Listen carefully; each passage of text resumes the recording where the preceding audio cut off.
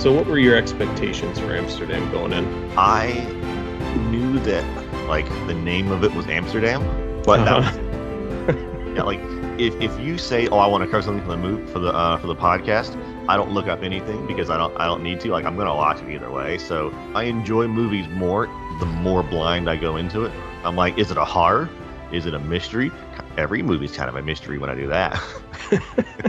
And then I'm like, oh, where's it going?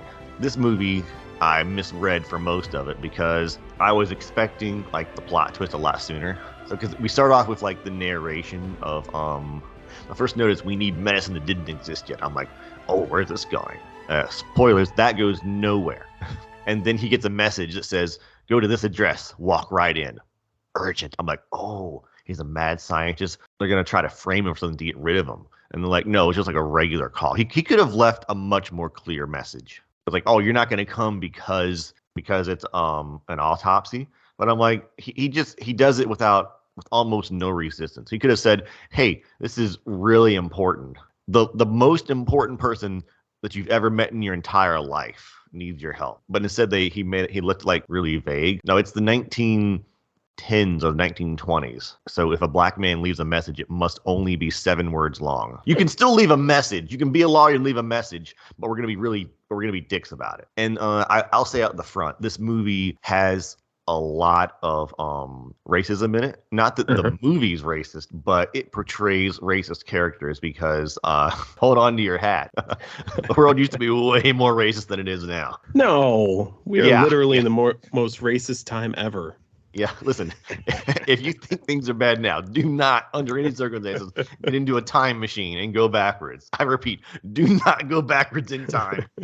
You are not going to like those results. They also kind of soft pedal it, like it's constant and it's overshadowing, but they also really soft pedal it. A big part about this time of history is that, like, you know, people were denied their agency. The big crime of racism is not people are impolite. But in this movie, they're not denied freedom or agency or life. It's like, hey, I don't like you in specific.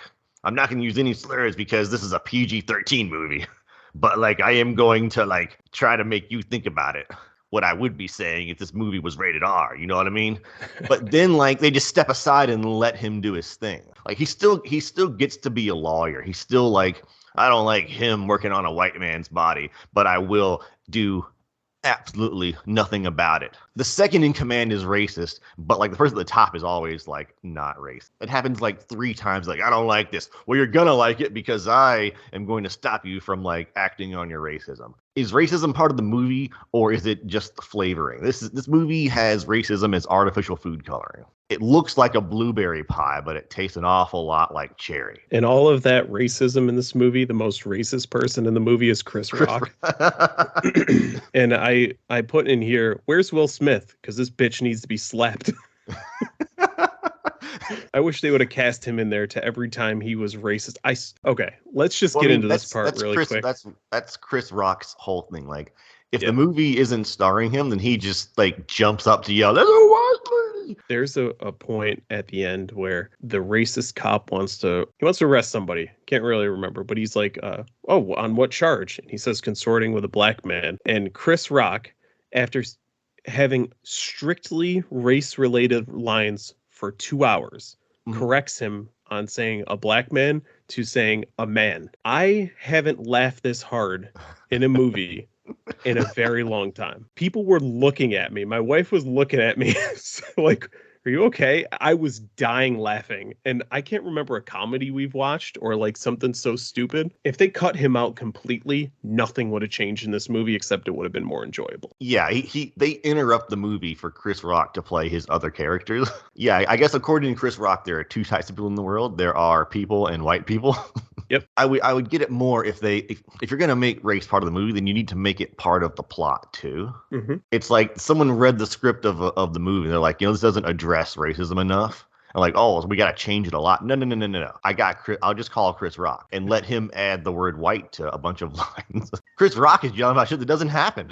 I don't know. I don't want to go on this too much, but it is a big part of it's not a big part of the movie. It's a big part of like one word in like a third of the lines in the movie or an implication in the movie, but it doesn't happen. The fact that like a general like outed a bunch of people trying to make him the fascist leader of America. That's a true conspiracy that was stopped by basically one guy who is kind of in this movie. No, he's in the movie.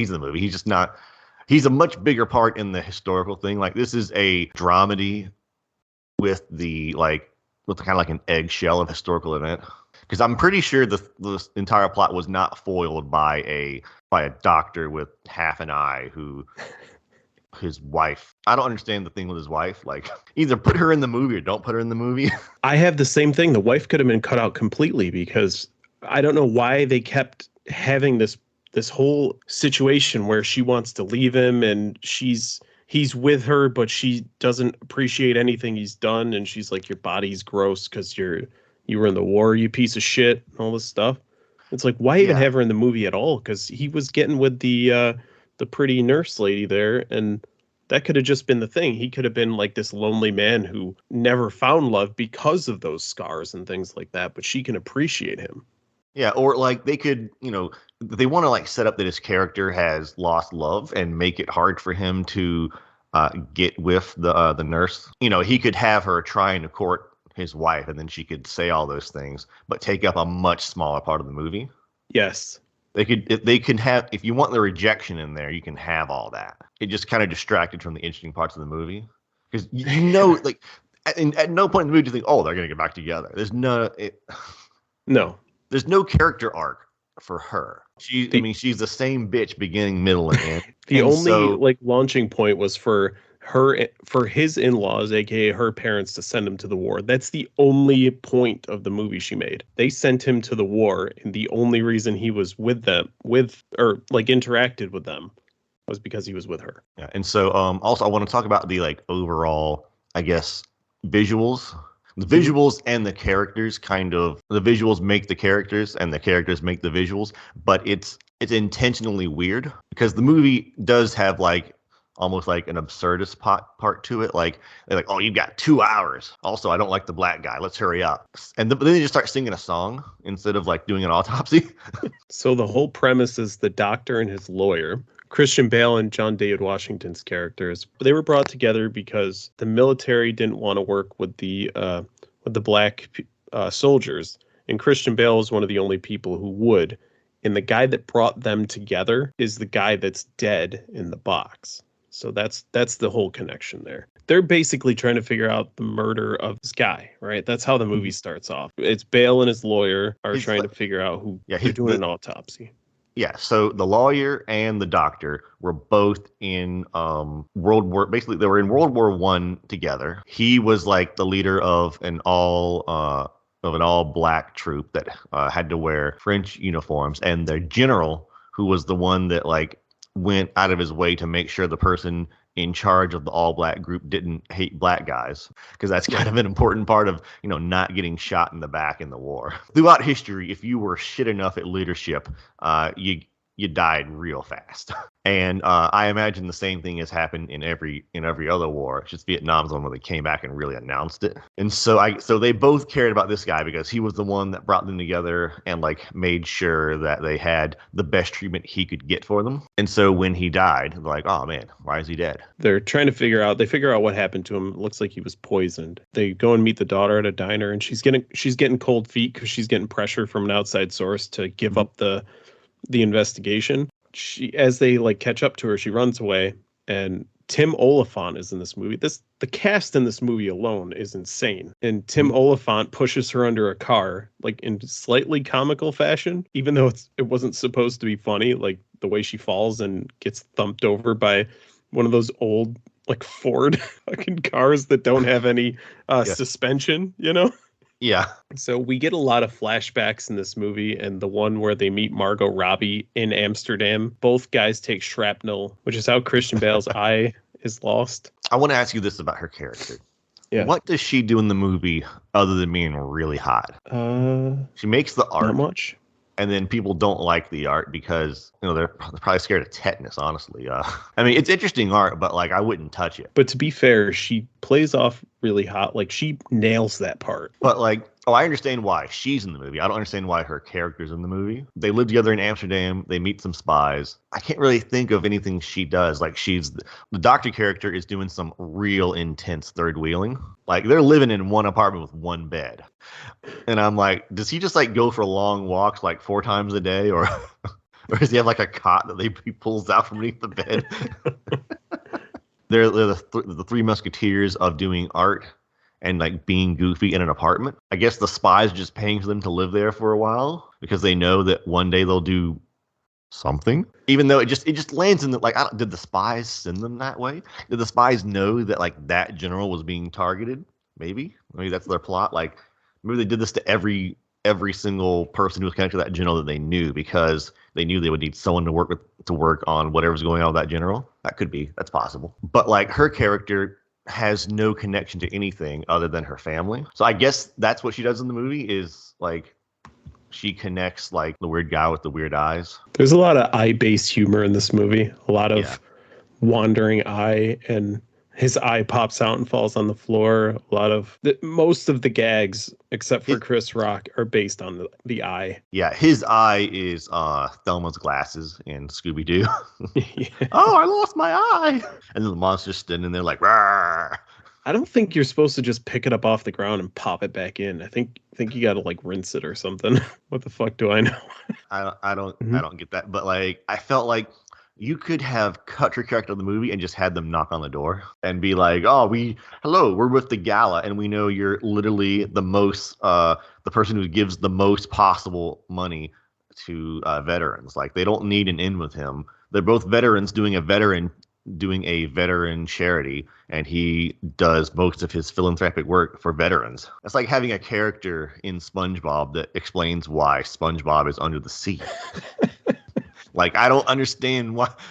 I mean, she has lines that could have been given to anyone else and not changed like the plot of the movie. At the beginning of the movie, she's quirky, has a weird reason for the family, and is into the lawyer. And at the end of the movie, she is quirky and is into the lawyer. Yeah, and has a weird relationship with her family, who turn out to be criminals. Yeah, her family who had been drugging her to give her seizures or something, which I guess if you do all this weird shit and just inject something into someone. So for some reason, they're keeping her hostage and drugging her. She's not like some key to the whole plot of the movie.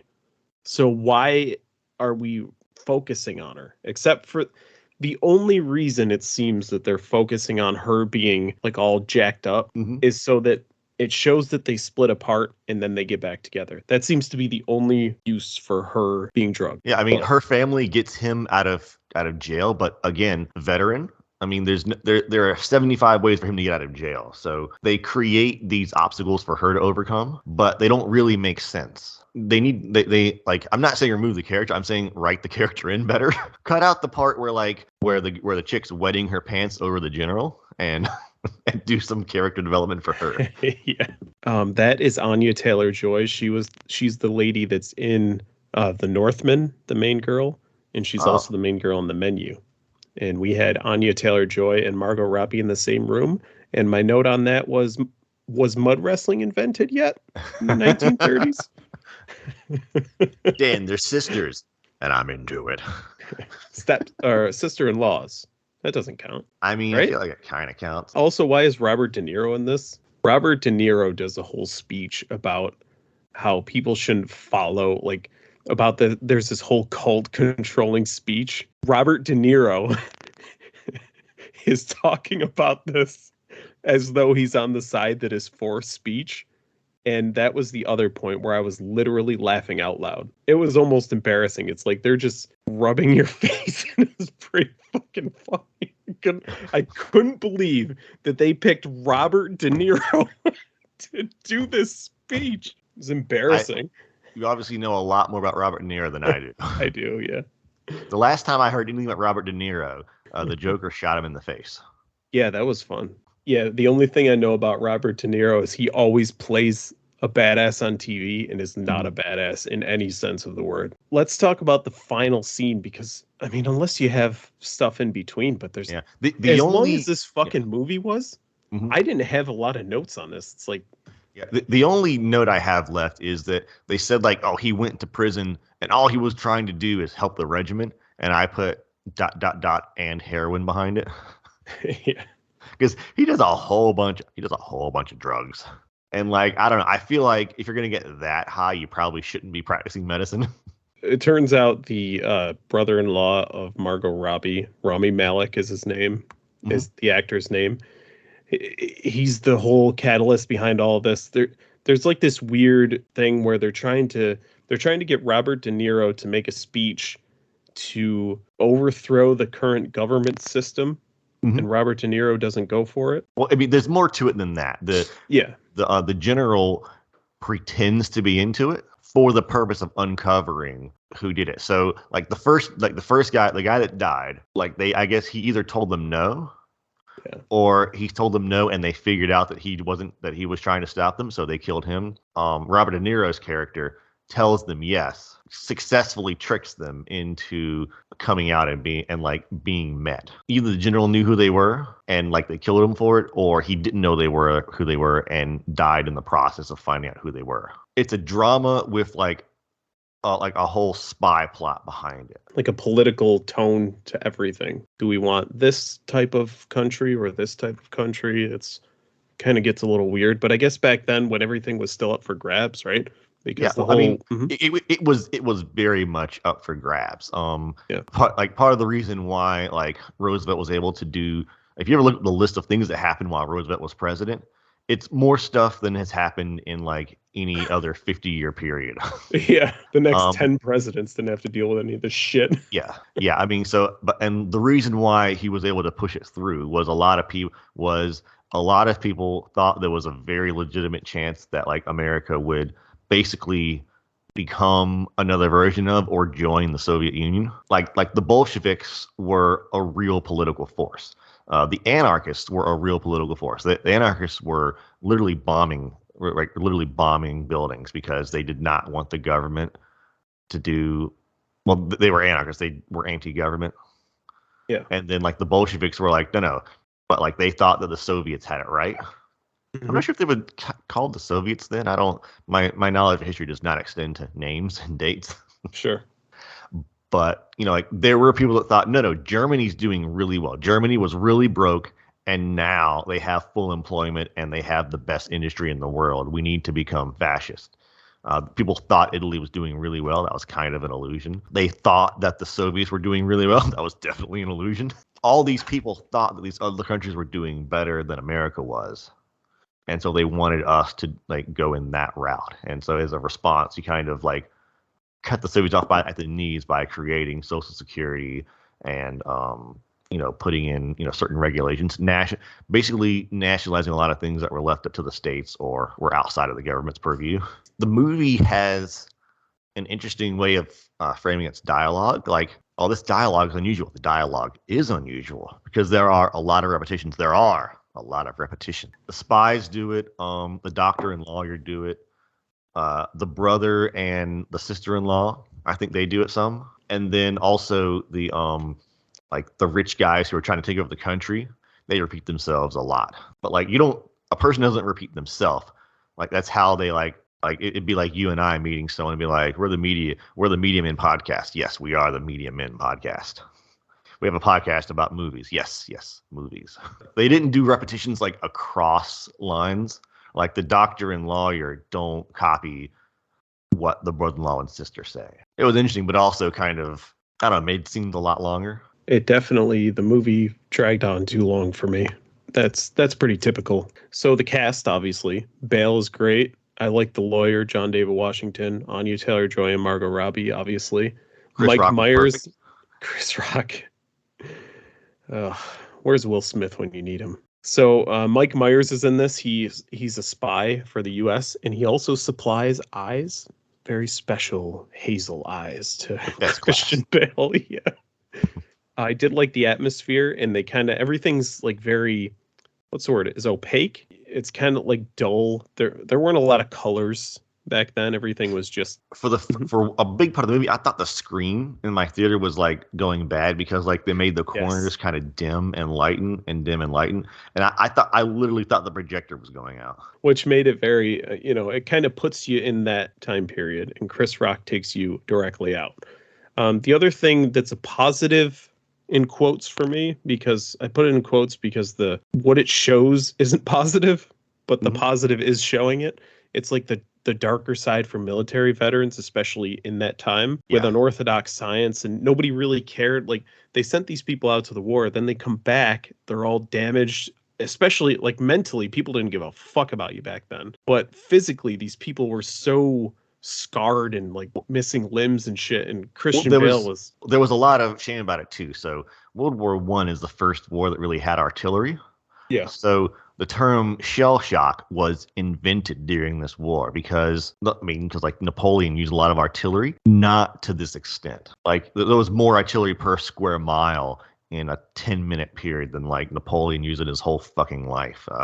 I mean, like, during these battles, the battleground would look like the surface of the moon, with like craters and gray and like just no sunlight because there's just so much like shit in the air. So you have people spending literally months with like explosions around them all the time. Yeah. And so it wasn't a matter of if you had shell shock, it's when you had shell shock. They didn't want to say like, oh, we're fighting the war wrong. They said, oh, this guy's a coward, execute him. Oh, this guy's a coward, execute him. Everyone who like didn't handle it correctly was called a coward and executed. So you have all these people like, I'm not a coward, I'm just, and so they spend the rest of their life just really jumpy, but also like scared of, being executed for being a coward. And I don't want this to come off weird, but also surviving back then, like just surviving that type of war where it's like you send legions of troops across a battlefield where shit's just getting blown up, was kind of a crapshoot. I don't want to disparage the people who survived it, but like, it's hit or miss, literally, whether the shell is going to drop in front of you or 20 yards to your right. Like, yeah, I did like that they shined a light on that, because a lot of Christian Bale's unorthodox science was geared to help those veterans and people of that sort. Then the negatives for me were the runtime and Chris Rock. So it was disappointing. I was expecting a lot more from the movie, to be honest. So this one is difficult to review because, like, I mean, how do you not put -5 points in there for Chris Rock? Yeah.